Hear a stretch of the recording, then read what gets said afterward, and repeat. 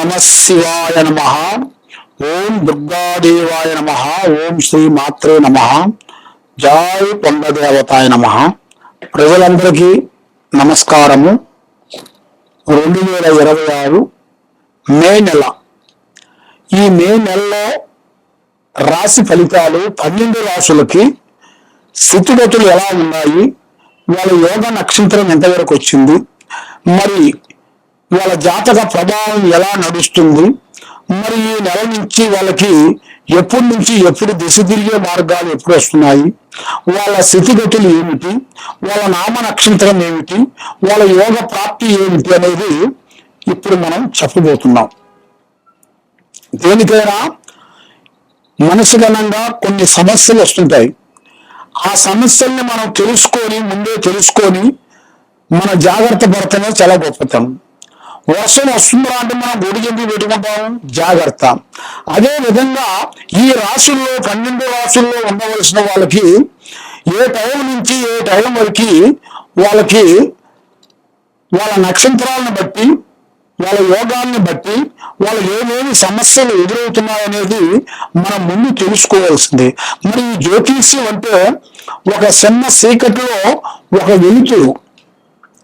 మనకి వెలుతురు ఉంటే కదా మనకి కనబడేది. మన వెలుతురు లేకపోకుండా ఉంటే మనం ఏం చేయలేం కదా. కాబట్టి వెలుతురు ఉన్నంత వరకే మనం జాగ్రత్త పడాలి. అదే విధంగా మనకి ఆ వెలుతురు రావాలంటే మనం ముందు జాగ్రత్త ఏం చేయాలి, మరి ఏ రాశులకి ఏ నక్షత్రాలకి ఏ యోగాలకి ఎలా మారుతుంది అనేది మన జాతక చక్ర గణితం వేసేసి ఈ రాశి ఫలాన్ని బట్టి ఎలా ఉందనేది ఇప్పుడు మనం చెప్పబోతున్నాము. ఈ మే నెలలో ఈ 12 రాశులకి ఎలాంటి సమస్యలు ఉన్నా కూడా చెప్పబోతున్నాం. ఓం నమ శివాయ నమ.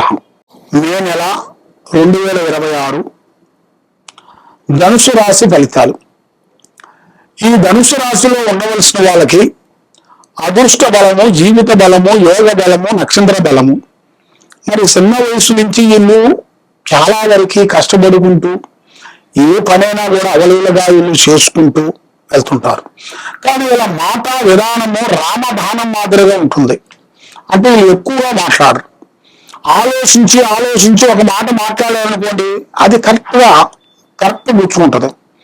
అంటే వాళ్ళ మాటలో ఒక అర్థం ఉంటుంది. మాట అంటే గబగబా అని మాట్లాడరు. ఏ మాట అయినా సరే ఒక మాట మనకు చెప్పారనుకోండి, ఇది కరెక్టే, మనవాడు చెప్పిన మాట నిజం అని అనుకుంటాం.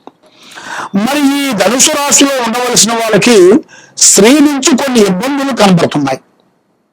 భార్య నుంచి కానీ, ఏ స్త్రీ అయినా కానీ, ఇంట్లో ఉన్న స్త్రీ అయినా కానీ, బయట ఉన్న స్త్రీ అయినా కానీ, స్త్రీ నుంచి వీళ్ళకి అన్ని ఇబ్బందులు, కష్టాలు, ఇబ్బందులు, లేనిపోయిన సమస్యలు. వీళ్ళని స్త్రీ నుంచి వీళ్ళకి చాలా వరకు రకరకాలైన సమస్యలతో వీళ్ళు సతమతంగా డిస్టర్బెంట్ అయిపోతుంటారు. మైండ్ డిస్టర్బెంట్ అయిపోతుంటది. వీళ్ళ బిజినెస్ కానీ, వ్యాపారం కానీ, కుటుంబం కానీ అదే విధంగా మారిపోతుంటది. స్త్రీ విషయంలో అతి జాగ్రత్తగా పడాలి ఈ రాశి వాళ్ళందరూ. ఈ ధనుసు రాశిలో ఉండవలసిన వాళ్ళకి నేను ఏంటంటే అదృష్ట బలము, జీవిత బలము, ధన బలము, గృహ బలము. గృహం అనగా ఇల్లు. ఇలా జాతక యోగంలో ఒక ఇల్లు కట్టుకోవాల్సిన యోగం రాబోతుంది. మరి ఎన్నో రోజుల నుంచి రెంటింట్లో, బాడిగింట్లో ఉంటూ ఎన్నో బాధలు పడుకుంటూ ఎదురు చూసిన ఒక టైము సొంత ఇల్లు కళలు అనేది రాబోతున్నాయి. మరి వీళ్ళు అనుకున్నట్టుగా అనుకున్న టయానికి విజయవంతం కావాలంటే మరి వీళ్ళు ఎన్నెన్నో పూజలు, పునస్కారాలు, గుళ్ళు, గోపురాలు ఇవన్నీ వెళ్తుంటారు. కానీ ఏమి చేసినా వీళ్ళకి చెట్టు కాదు. ఎందువల్లంటే వీళ్ళ మీద ఉండాల్సింది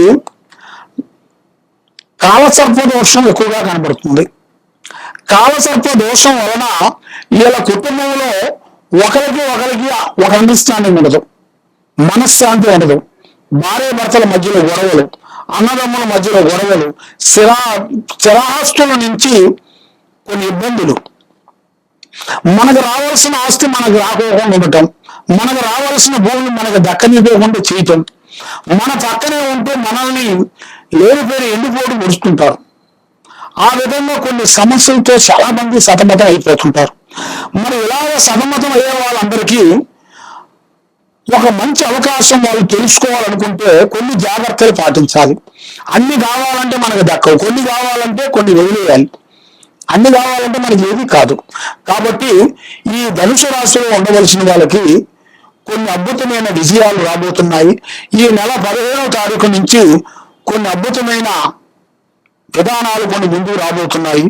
మరి ఎన్నో రోజుల నుంచి రావాల్సిన ఆస్తులు కానీ, మరి భార్యాభర్తలు ఎన్నో రోజుల నుంచి వాళ్ళు కోర్టుకి వెళ్ళి పోలీస్ స్టేషన్ చుట్టుకెళ్ళి బాధపడుతూ కోర్టులో వేసిన సమస్యలు కూడా తీరిపోయి మళ్ళీ అవలేలగా వాళ్ళు కలుసుకోవాల్సిన యోగము ఆటోమేటిక్గా జాతక యోగంలో రాబోతుంది. కాబట్టి ఎన్నో రోజుల నుంచి ఎదురు చూస్తున్న ఒక టైము, ఆ టైం ఇప్పుడు వాళ్ళకి మొదలైంది. ఆ భగవంతుడు కటాక్షం కృప వల్ల మీరు అనుకున్న టయానికి విజయవంతం అయ్యే మార్గాలు ఉన్నాయి. మరి వ్యవసాయం విధంలో కూడా సంవత్సరానికి 2 పంటలు జయంగా ఉన్నాయి.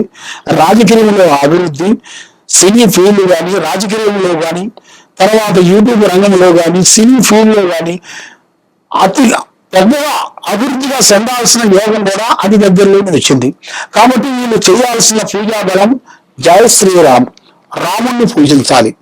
రాముణ్ణి పూజించినట్లయితే వీళ్ళకి అష్టకష్ట దరిద్ర దోషాలు శాంతమైపోతాయి.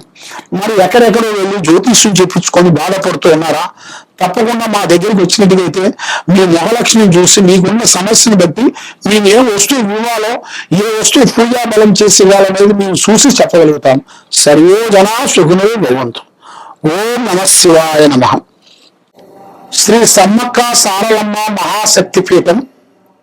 ఈ శక్తిపీఠంలో మేము శ్రీ కుబేర పూజా బలం చేసి ఎంతో మంది ప్రజలు ఎన్నో విధానాలుగా బాధపడుతూ మరి వాళ్ళకి మనశ్శాంతి లేక, డబ్బులు లేక, వచ్చిన డబ్బులు నిలబడకోకుండా ఉండటం, మానసికమైన ఒత్తిడి, పిల్లలకి చదువులో ఇబ్బంది, తల్లిదండ్రులకు భార్యాభర్తల్లో కూడా వైవాహిక జీవితంలో కొన్ని ఇబ్బందులు, ఇలాంటి సమస్యలతో కుటుంబంలో, వ్యాపారంలో, బిజినెస్ లో, రియల్ ఎస్టేట్ లో ఎన్నో బాధలు పడుతూ ఉండవలసిన వాళ్ళందరికీ మా శ్రీ సమ్మక్క సారక్క అమ్మవారు ట్రస్ట్ తరఫు నుంచి మేము కుబేర కుంకుమని పూజా బలం చేసి ప్రజలందరికీ ఇస్తున్నాము.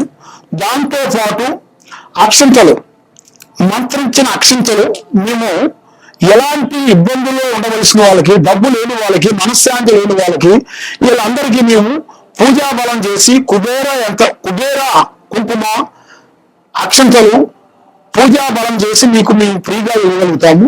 తప్పకుండా మమ్మల్ని సంప్రదించినట్టుగైతే మీకు ఆ కుంకుమ, ఆ అక్షంతలు పూజా బలం చేసి మీకు ఇవ్వగలుగుతాము.